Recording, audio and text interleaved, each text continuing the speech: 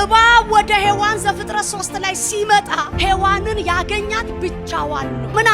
ምናልባት ሔዋን ባሏ ጊዜ ማይሰጣት ነው፣ የማያዋራት ነው፣ ጊዜ ማይሰጣት ነው፣ አብሯት አያሳልፍም፣ ብዙ ዲስከስ አያደርግም።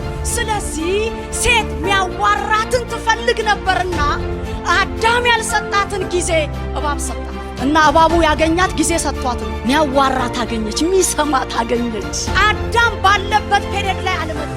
ምክንያቱም አዳም ሊሳሳት ሊታለል እንደማይችል ሰይጣን ሲመጣ ይላል የእግዚአብሔር ቃል የማያውቁ ሴቶችን ነው የሚለው። ሴቶች በእግዚአብሔር ቃል እንጠንክር። ስለዚህ አዳም ዞር እስኪል ጠብቆ ነው ሔዋንን ያገኛት። ለዚህ ማረጋገጫ ሄዳችሁ ጢሞቴዎስ 2:14 ብትመለከቱ በግልጽ የተጻፈልን የተታለለችው ሴቲቱ እንጂ ወንዱ ተታላይ አይደለም ተብሎ ተጽፎ።